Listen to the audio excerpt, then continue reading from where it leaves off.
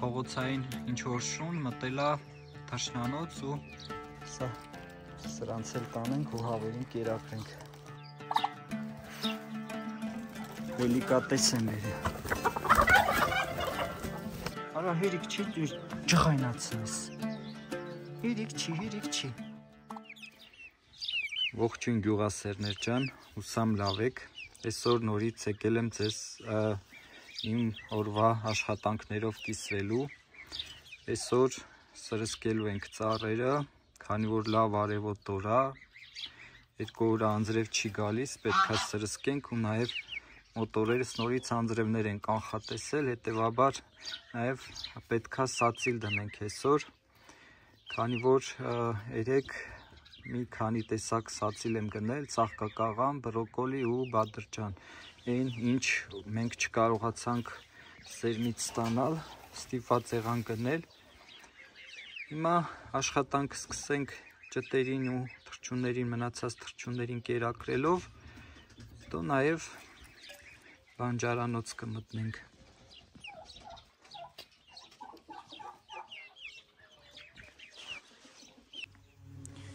Գնում ենք հավերի թռչունների համար խոտ հավաքելու։ Իմ հետ վերցրել եմ իմ մանգաղը անցած տարվանից, եթե հիշում եք, ու սենց մի մեշոկ։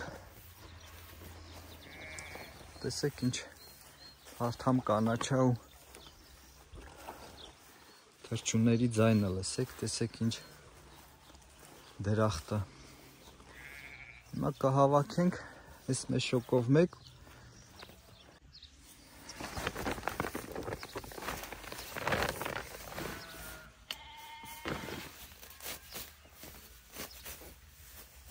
Այս մանգաղը բավականին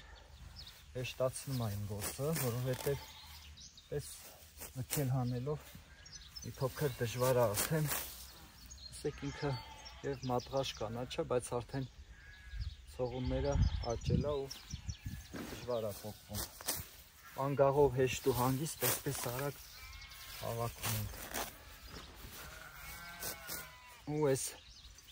3 նուկները, որ անցած տարի էլ էի տալիս, ամենալավն է թռչունների համար։ Անձրևից հետո մի փոքր խոնավացել է խոտը, բայց դաղց է։ Ցանկ իհարկե թռչունները լավ չեն ուտում ու կարիք չկա տանելու, բայց շատ անուշ է բուրում։ Ցենք մի կողմի վրա։ Մասրի թուփն էլ պետք չի։ Խոնավությունը ինքը մի օրվա մեջ չի վնասում, քանի որ թռչունները շատ արագ ուտում են խոտը։ Պես ահագին տեղ խոտը կտրենք, նոր ամբողջությամբ հետո կհավաքենք։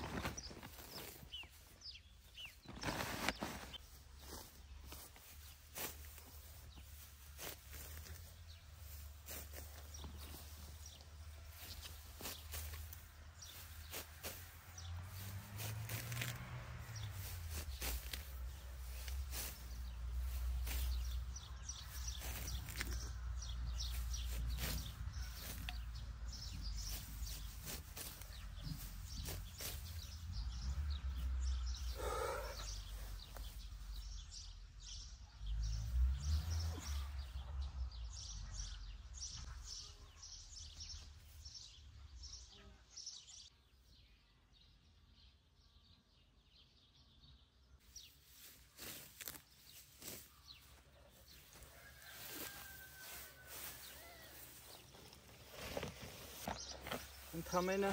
15 րոպե ու իմ թռչունները ամբողջ օրը կանաչ խոտ են ուտում։ Շատ արագ այսպես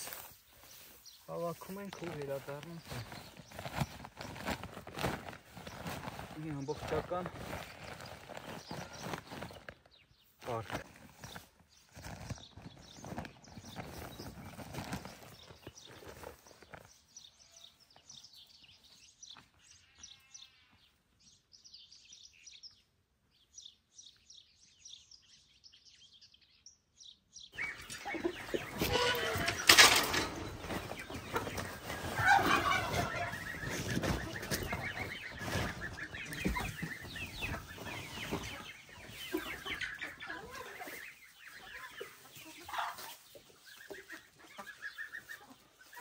Միշտ հարցնում եք, թե ինչպես անել, որ ավերը լավացեն։ Սա կանաչ խոտը ժողովուրդ ջան համարվում է բնական սիմուլյատոր նրանց ծրատության համար։ Այսպես ես ամեն օրը 2 անգամ նրանց կերակրում եմ կանաչ խոտով։ Իրենք տեսեք ինչ ախորժակով են ուտում ու նրանք ածում են լավ բավականի։ Տեսեք անցած տարվա ճտերից է ու արդեն լավ գովածում։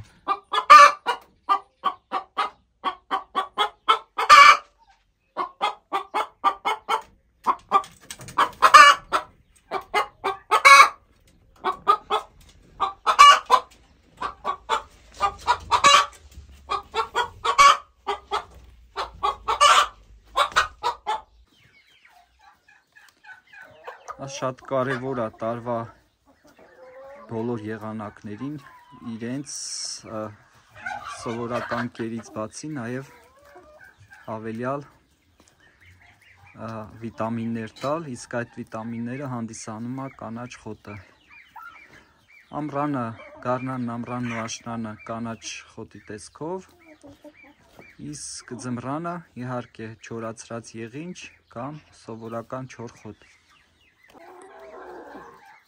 Այսպես նրանք և լավ են աճում և չեն հիվանդանում ու նաև օգուտ են տալիս արդեն ձվի տեսքով։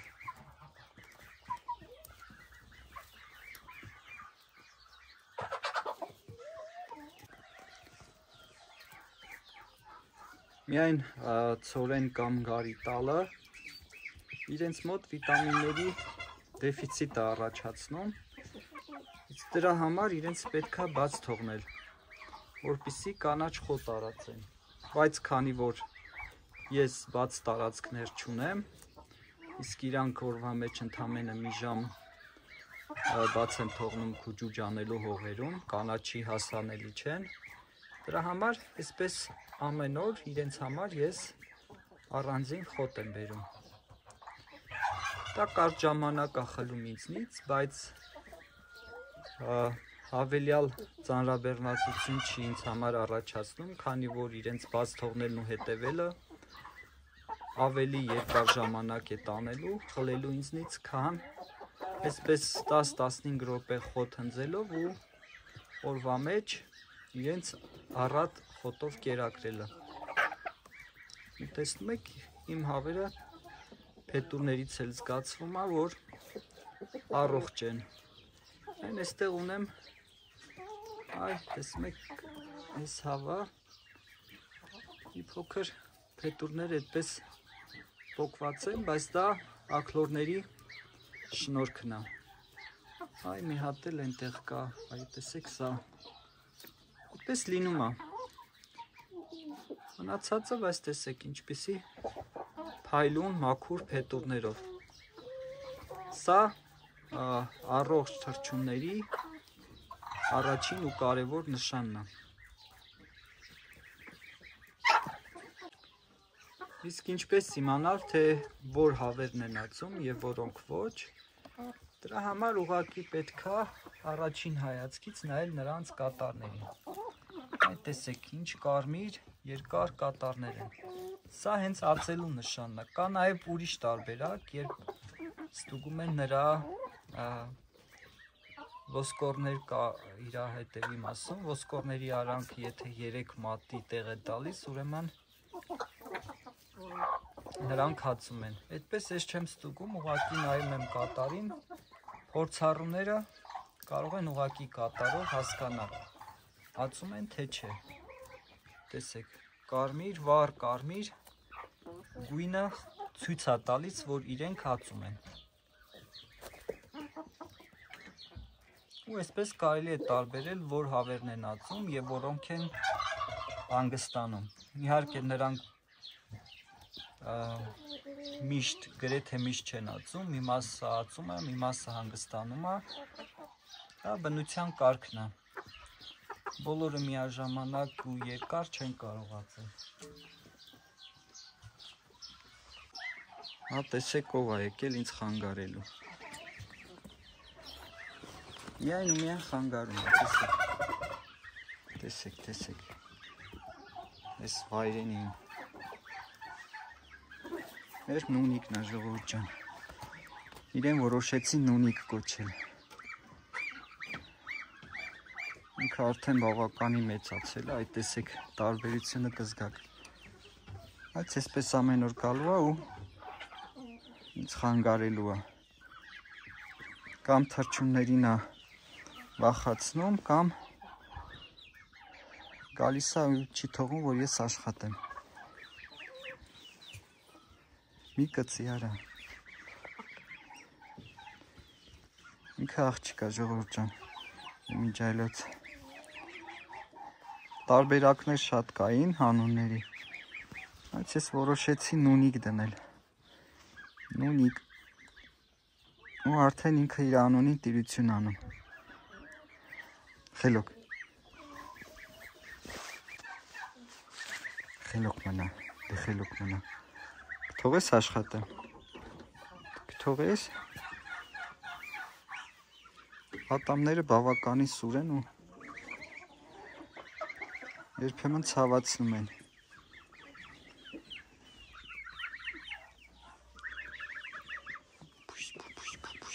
Դե մի կծի։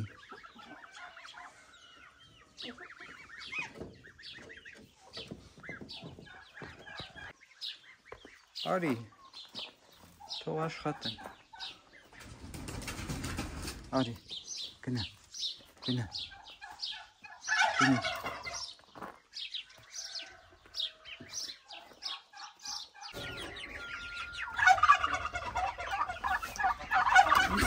Ճտերի համար արդեն քանի որ ինքը ցողունը հաստացել է խոտի, դրա համար պետք է այսպես մանրացնել։ Այսպեսի կարողանան ուտել։ Շատ մանր չէ, այսպես խոշոր կտրտում ենք, որպեսզի իրենց հասանելի լինի ու կարողանան ուտել։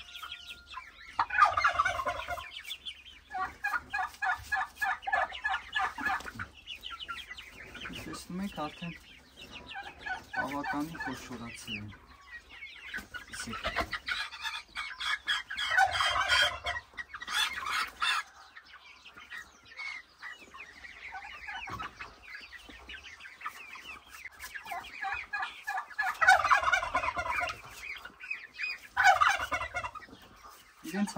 Սրանց արդեն ցորեն են տալիս, սովորացրել են ամբողջությամբ ցորենին, բայց դա չի խանգարում, որ նրանք լավ աճեն։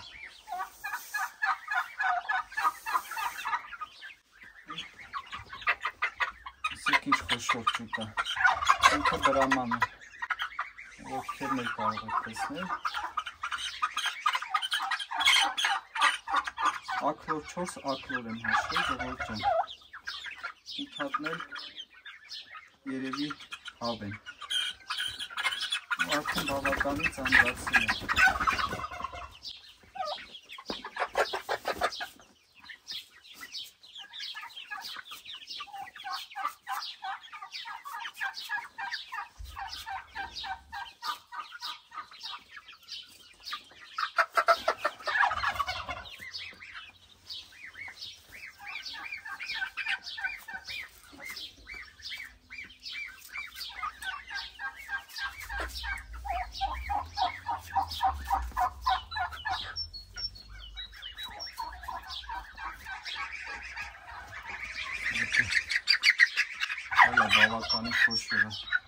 աքորները խոշոր են,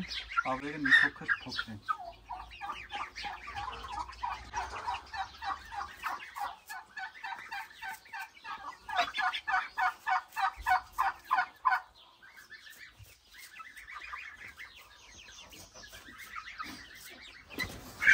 Այս մեկն է շատ սիրում։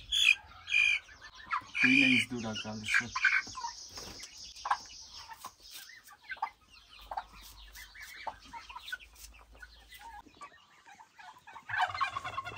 Տեսեք շունը եկել է, թուղսը հնդկահավը տեսեք ոնց է փորձում հարձակվել, նայ, սես պաշտպանում է իր ճտերին, շատ ուշադիր թուղս է, այսպես լցրեցի, ընդամենը 1 ժամ հետո էլ այս կանաչ խոտը չի լինելու, պետք է նորից կտրտենք, այսպես օրվա մեջ ճտերի մի քանի անգամ եմ տալիս, հավերին 2 անգամ, ու դա իրենց բավականացնում է, շատ կարևոր է այս ընթացքում իրենց կանաչ խոտ կերակրելը, որպեսզի լավ աճեն։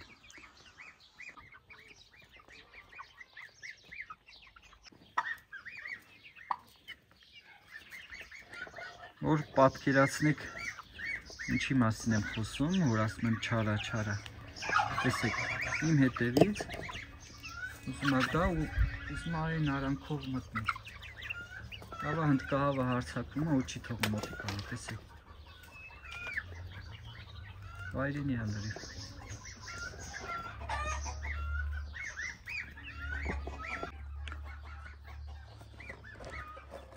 Ուրեմն հաճախ եք հարցնում նաև թե ինչ անենք, որպեսզի ճտերը չհիվանդանան, ինչ կեր եք տալիս, ինչ դեղեր եք տալիս, երբ ծնվում են, կամ հետո ինչ ներարկումներ եք անում, պատվաստումներ։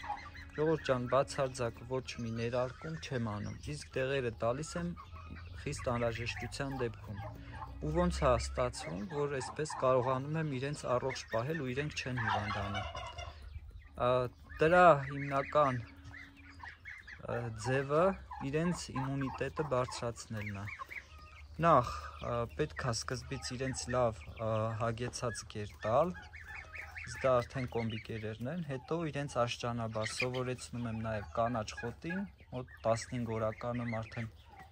կանաչ խոտ եմ տալիս, սկսում եմ կտրտել կանաչ խոտն աշճանաբար ծավալը մեծացնելով, որից հետո արդեն աստիճանաբար սովորեցնում եմ ցորենին, ոչ մի անգամից, ոչ մի օրում, այլ տալիս եմ մոտավոր 10-15 օրում, կոմբի կերը քչացնում եմ, ավելացնում եմ ցորենը կամ մնացած այլ կերը, այդպես կոմբի կերից իրենց վարժեցնում եմ արդեն ցորենին։ Եթե դա անեի ես մի անգամից, ապա վստահ եղեք իրենք կերափոխությունից կթուլանային ու կհիվանդանային։ Նաև դուրս եմ հանում, որպեսզի իրենք սովորեն ցրտին, նաև հողի հետ շփման ընթացքում չհիվանդանան, այլ ձեր բերեն իմունիտետ հողում թաքնված հիվանդությունների նկատմամբ, եւ դա եւս անում եմ աստիճանաբար, ոչ մի անգամից, որպեսզի ջերմաստիճանային կտրուկ փոփոխությունները իրանց մոտ չառաջացնեն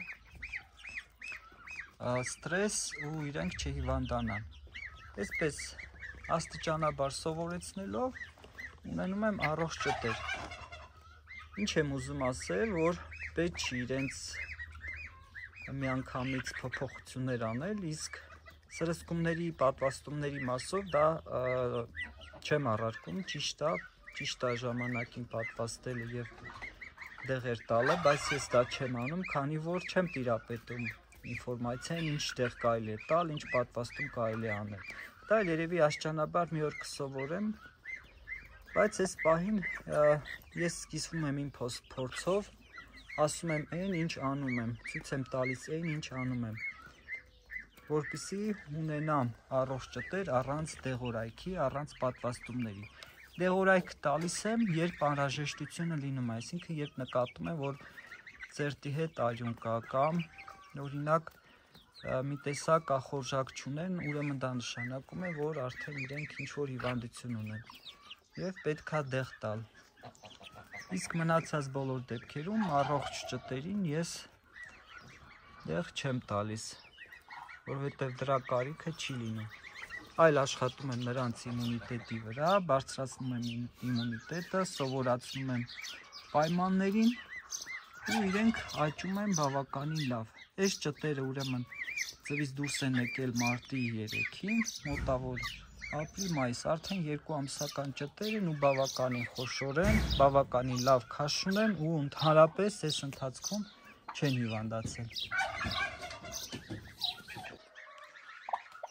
Նայեք այս գլխացավանքին, մեկ հնդուշկեքին է վախացնում, մեկ սագի ճտերի մոտ է գնում, ու մեկ էլ եկավ ստե, նայեք։ Նունիկ, քին է, արա հերիք չի, դու ջղայնացնես, հերիք չի,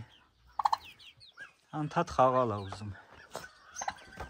ու մտածում է թռչունները պետք է իր հետ խաղան, պես վայրենի։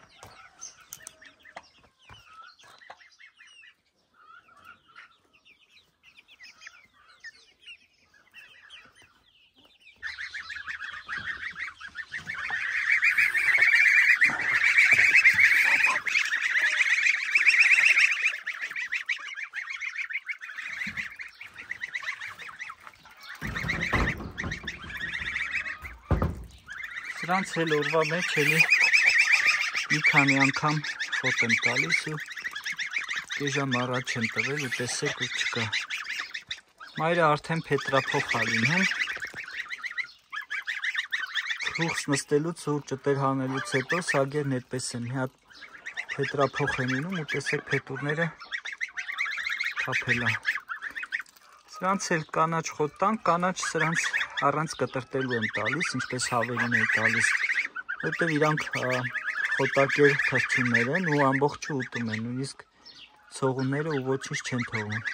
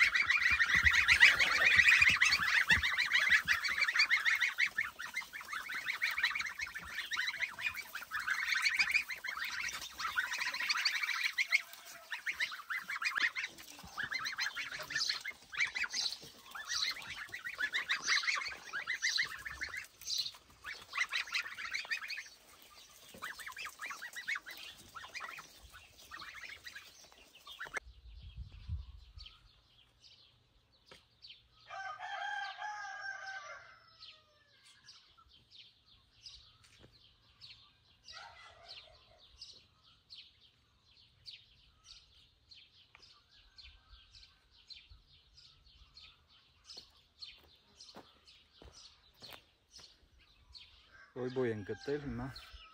կտանենք հավերի կկերակրենք։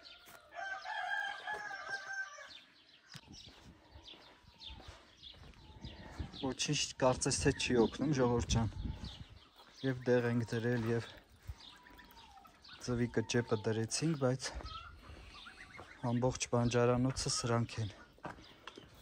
Չգիտեմ էլ ինչ ձև կարելի է պայքարել իրանց դեմ։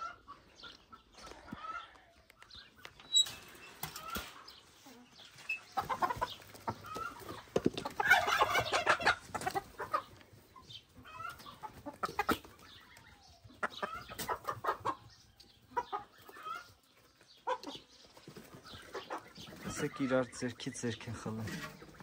Սրանց միակ տարբերակը սա է, հավաքելը։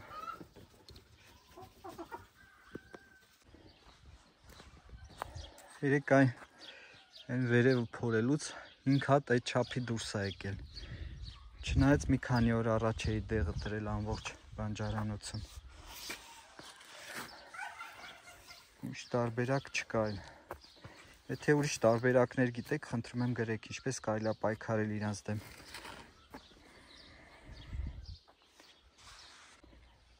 Այսքան մասը փորելիս եւս 4 հատ դուրս եկավ էս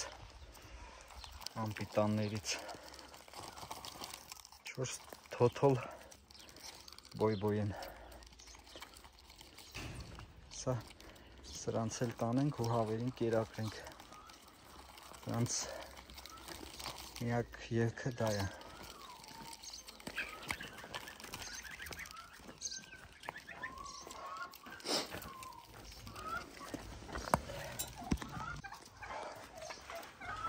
եկիք դելիկատես են բերել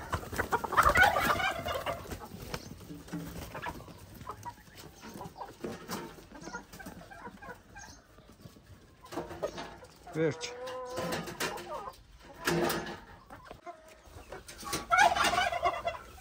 սիկ ոնց են իրարից խլում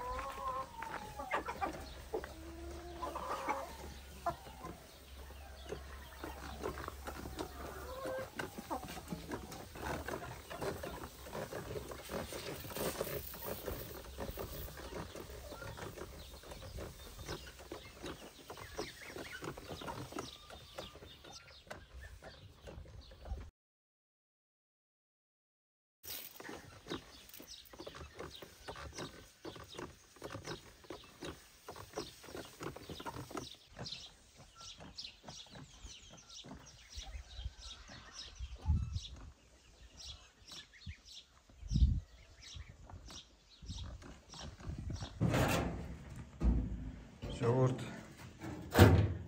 սպիտակ հնդկահավը թուքսը չկա երեք երբ տանը չենք եղել երեք չանցած օրը փողոցային ինչ-որ շուն մտելա թռչնանոց ու սպիտակ թխսին ձվերի հետ կերել այդպես է լինում երբ շանը չեն կապում ժողովուրդ ջան Գյուղում դա սովորական բան է, շունը պետք է կապես, որ փողոցային շուն չդառնա ու չվնասի ինչ-որ մեկին։ Դրա համար ես իմ շունը կապում եմ, ոչ մեկին չի վնասում, իսկ դուք ինձ անընդհատ ասում եք, ինչ ես կապել շանը, ինչ ես կապել շանը։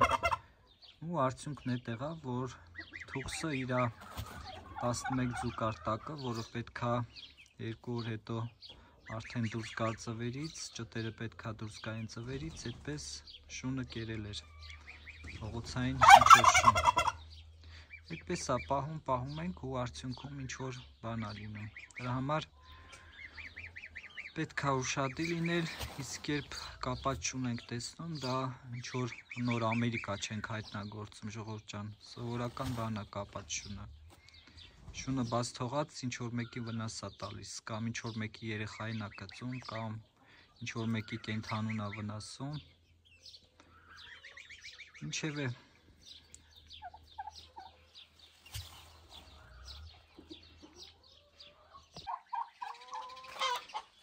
սրանց էլ բաց չեմ թողնում, որովհետև չեմ ուզում սրանք էլ շան բաժին դառնան, այստեղ եղինջ կա աճած Սրանով մի քանի օր կբավարարվեն, մինչև տեսնենք ինչ կլինի։ Լավ է, որ ամեն օր իրենց կարողանայինք բաց թողնել, քանի որ իրենք ամբողջ օրը արածում են ու դա նպաստում է նրանց լավ աճին։ Տեսեք, բավականին արդեն խորշորացել են։ Ինչ արած, որպեսզի սրանք էլ շան բաժին չդառնան, ստիպված ենք թողնել այստեղ։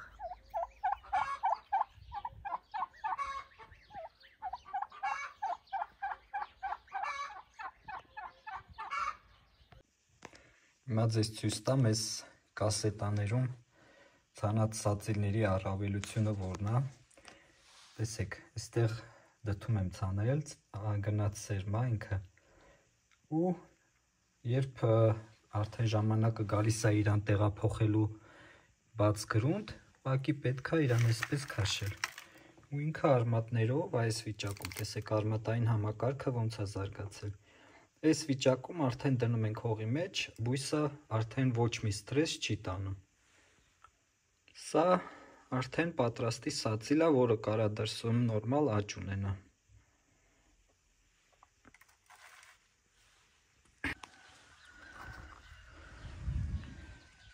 Հա, բադրճանները ցանել եմ, այստեղ կաբաչկիներ ա, նաև հետդթում ու 2-3 հատ էլ պատիսոններ են, որոնք այստեղ պետք է ցանենք։ Մնում է 2 փունջ նաև ծաղկակաղամբ ու բրոկոլի են գնել, էդ էլ կցանենք, այսօրվա այգու գործի երևի կավարտենք։